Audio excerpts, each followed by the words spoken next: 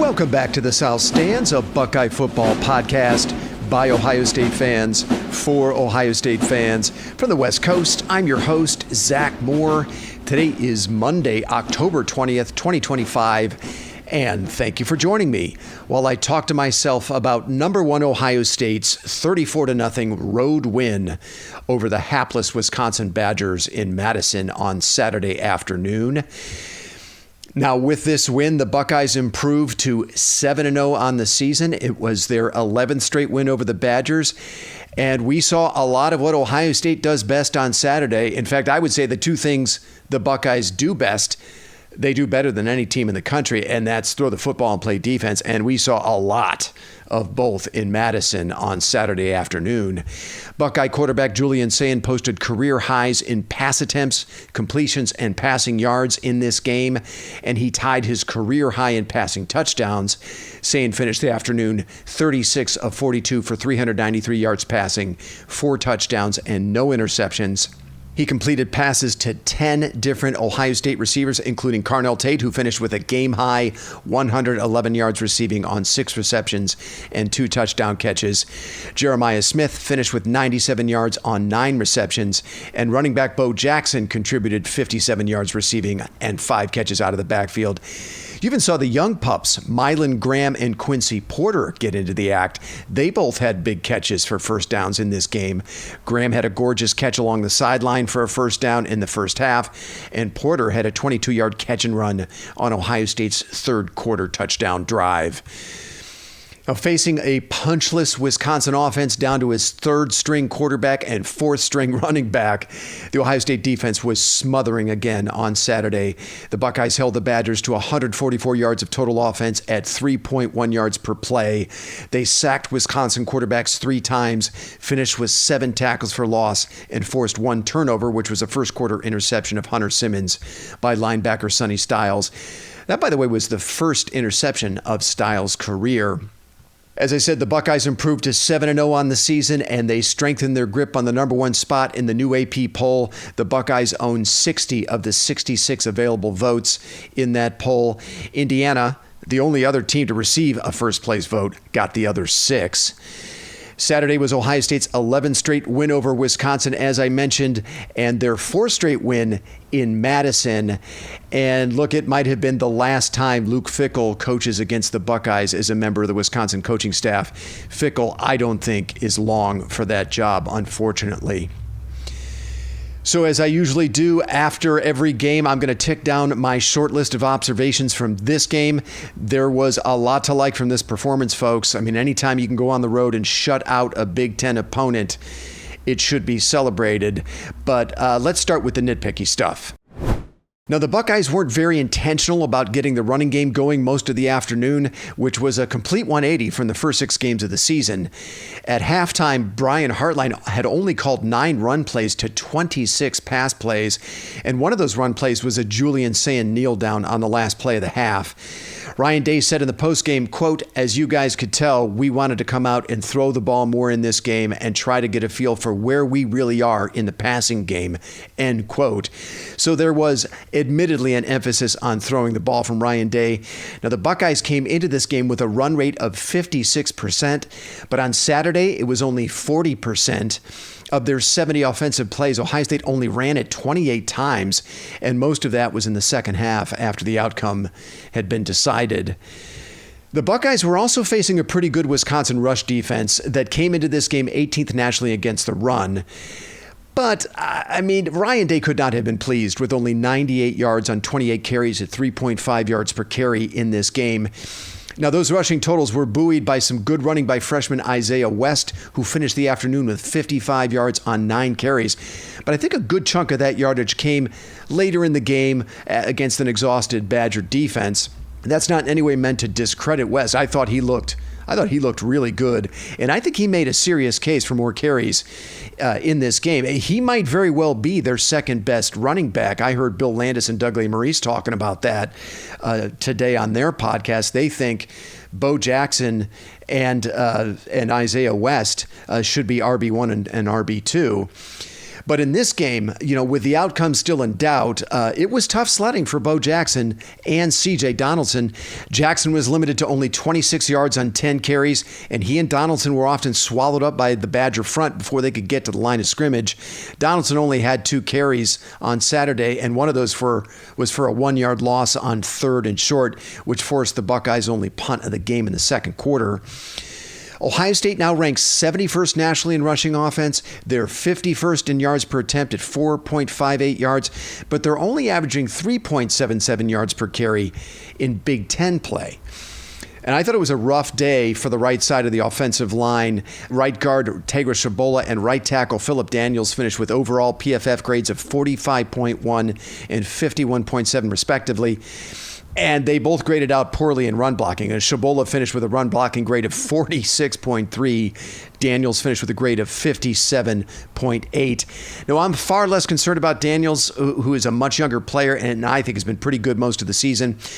But I think there's a serious conversation to be had about Tegra Shabola, who, as we know, is a senior and remains the weak link of this unit, much as he was in 2024. Now, this is 2 years running. Shabola's played a lot of snaps for this offensive line, and he still remains the weak link. Now, junior Josh Padilla played 26 snaps in place of Shabola at right guard on Saturday, and he finished with a much higher PFF grade, 74.1 overall. He was 73.3 in run blocking and 82.5 in pass blocking. Look, I think Tyler Bowen has to seriously consider a change at right guard. He has an off week now coming up to tinker with the offensive line. To me, Padilla looks like he's ready for more snaps. And look, Shabola has just been wildly inconsistent from one down to the next. And as Ohio State heads into the back end of the season, looking at matchups with Penn State and Michigan and looking forward to a postseason that we think is going to include the CFP, now seems to be a good time to make the switch at right guard to Josh Padilla. I don't think the Buckeyes have to have a dominant running game to repeat as national champions. They didn't last season. But it does have to be an element opposing defenses have to respect.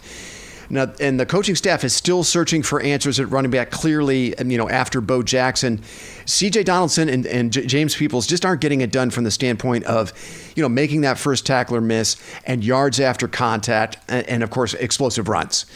And I do think it's quite possible that the only 2 backs the Buckeyes have that fit that description are true freshmen in Bo Jackson and Isaiah West. So that's another change that we could see coming out of the bye week would be at running back. I think it's time we have a serious conversation about Julian Sayin, the Heisman candidate. 36 of 42 for 393 yards passing, 4 touchdowns, and no interceptions on Saturday. Sayin's first touchdown pass from 33 yards in double coverage to Carnell Tate and his last one on the run from 13 yards to Brandon Inniss, I think perfectly demonstrated the range of throws that he could just drop into a bucket from just about anywhere on the field. Through 7 games, Sayin leads the country in completion percentage at 80%. I thought he was excellent navigating the pocket against some pretty good pressure at times from the Wisconsin front. And what I also really appreciate about Sayin is he won't hesitate to check it down and just take a profit if there isn't anything available downfield. He is really maturing into a complete quarterback who can make all the throws.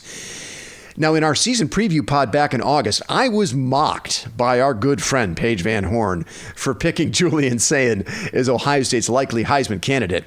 But I really believed then that it was possible, and because I was envisioning a season for Jeremiah Smith, who many believe would be the unquestioned Heisman candidate for this team. I was envisioning a season for Smith where he'd be still hugely impactful, but his numbers would be down slightly from last season because defenses would be selling out to stop him from making big plays down the field. And that would force Julian Sayin to spread the ball around to other capable playmakers like Carnell Tate. And that's exactly what we've seen through 7 games. Defenses have been doubling, sometimes tripling Jeremiah Smith, and opposing corners have been playing really soft coverage on him to keep from being beat over the top. And Smith has been, still been very productive with 602 yards receiving and 8 total touchdowns in 7 games. So there just haven't been nearly as many opportunities for explosive plays, for those Heisman moments for Smith. And look, the reality is the Heisman is a quarterback award. Smith would probably have to be well over 1,000 yards receiving at this stage of the season and around 17 to 18 yards per reception, I would guess, to have a legitimate shot at the award. But look, Julian Sayin has been a truly outstanding player in his own right, and he's making defenses pay for devoting so much attention to Smith. And I mentioned it earlier, yesterday Sayin spread the ball around to 10 different receivers against Wisconsin. I don't know if Sayin will win it, but right now, I think he's on a path to at least make it to New York as a Heisman finalist. I mean, where have we seen that before under Ryan Day? He's only done it 3 other times with first-year starters at Ohio State. We'll see, look, much bigger tests lie in wait for Sayin, including a pretty good Penn State defense on November 1st and, a good Michigan defense on November 29th. If you follow the Ohio State program closely, then you know special teams have been more or less an afterthought under Ryan Day's leadership. And look, it was kind of a mixed bag from that unit on Saturday against Wisconsin. Jaden Fielding missed a 38-yard field goal in the second quarter, but he did connect on 2 others from 38 and 37 yards. The punt return team allowed Wisconsin punter Sean West to rumble 20 yards from his own 16-yard line to convert a 4th and 19. 2 different Buckeyes had a chance to bring West down in the open field, and both of them whiffed. West, by the way, was far and away Wisconsin's best player in this game. He averaged 56 yards a punt and pinned the Ohio State offense inside the 20-yard line 3 different times. West, I thought, was a big reason why Ohio State didn't score in the 40s or 50s in this game. And without his punting, I think that might have been the case. But on the other hand, I thought Brandon Inniss had a really nice afternoon in the return game for the Ohio State special teams. Inniss averaged just under 13 yards on 3 punt returns. That included a nifty 18-yarder in the fourth quarter that got Ohio State out of the shadow of its own goalpost. And I think Inniss has been very good in the return game actually over the last 3 or 4 weeks. Against Illinois, he had a timely 37-yard kick return after Illinois scored to cut the lead to 20-10. That return set up an Ohio State touchdown drive that pushed the lead back out to 27-10 in that game. Against Minnesota, Inniss threw a perfect across-the-field lateral to Lorenzo Styles Jr. to set up a 36-yard return on that play. And look, I know he fumbled at the end of it, but Inniss had a 32-yard punt return against Washington as well. He also had a 28-yard punt return against Ohio. Now, Inniss has not been the factor at slot receiver that many of us had hoped he'd be this season, and I think that has largely had to do with Ohio State using multiple tight end sets this season. They've used a lot. They played a lot of their tight ends. Inniss usually comes off the field when the Buckeyes bring on a second tight end. I also think maybe Inniss has suffered a little bit in comparison to the last 2 guys who played his position, Emeka Egbuka and Jackson Smith-Njigba. I mean, look at what those 2 are doing in the NFL this season. But look, give him credit for finding a way to be impactful in the return game over the last 3 to 4 weeks. He has been much improved in that area compared to a year ago. Last season, Inniss averaged just over 7 yards on punt returns. This season, his average is up to almost 12.5 yards. And he also made a great catch on that laser beam from Julian Sayin in the back of the end zone to score Ohio State's last touchdown of the afternoon against Wisconsin on Saturday. That was, by the way, Inniss's first touchdown grab of the season. I've almost run out of superlatives for the Ohio State defense. That unit was smothering again on Saturday, pitching its second shutout of the season, albeit against a depleted and hapless Wisconsin offense that was down to its 3rd-string quarterback. But still, it was on the road against a Big Ten opponent that didn't so much as sniff the end zone. And through 7 games, the Buckeye defense is playing at an elite level, the likes of which we have not seen since the 1993 Florida State Seminoles. The Buckeyes' 41 points allowed is the lowest point total through 7 games since the 93 Seminoles allowed 38 points through 7 games that season. It's also worth noting that the last 4 teams to allow fewer than 50 points over their first 7 games all played for national championships.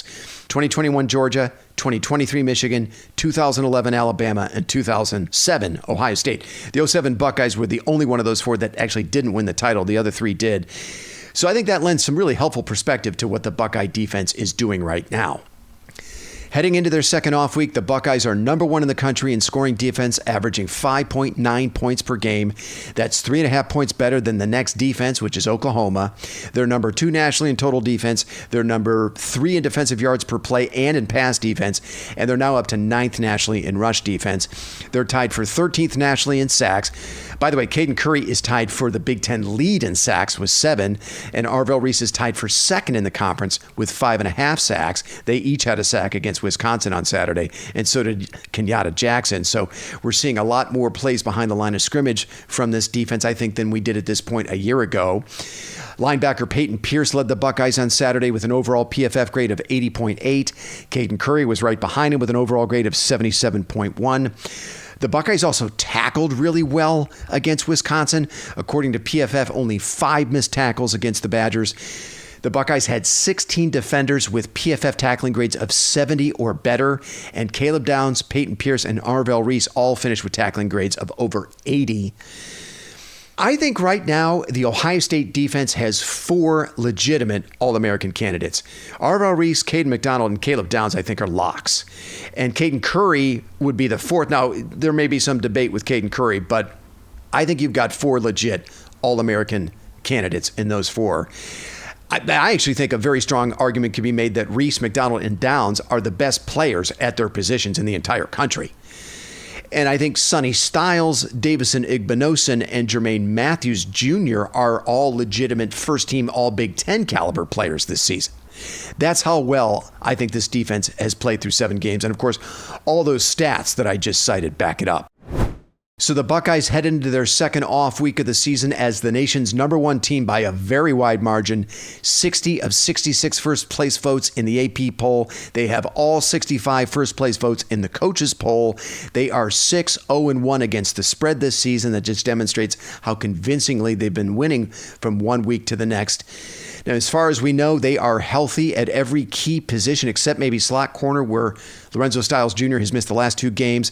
But defensive tackle Edric Houston was back on the field Saturday, and he played 25 snaps against Wisconsin. That was great to see. Now, we're not going to see the Buckeyes in action again until November 1st in the Horseshoe against the reeling Penn State Nittany Lions, who are on a 4-game losing streak. Penn State was a 25-24 loser at Iowa this past Saturday. As is already very well documented, head coach James Franklin has been fired, and starting quarterback Drew Aller was lost for the season with an ankle injury that required surgery. Now, I'm going to do a full preview of this game next Sunday, but my early take is I think this is going to be a good fight, folks. Penn State still has a lot of good football players on that roster. And look, while they are on a 4-game losing streak, I mean, every one of those games was very, very close. They've lost the last 2 by a single point. They lost the game before those 2 to UCLA by 5, and they lost in overtime before that by 6 to Oregon. So Penn State is still very, very competitive. They have a lot of good football players on that roster, and I feel like they're almost more dangerous in the role of a spoiler than of a fellow title contender. I just thought under James Franklin, that program really, really struggled to deliver under the weight of the expectations. I'm going to have a lot more to say about that game on Sunday.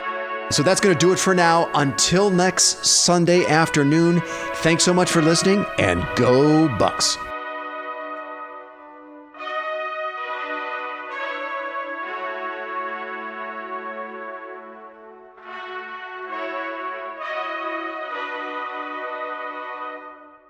You've been listening to The South Stands, a Buckeye football podcast. Follow us on X at South_Stands.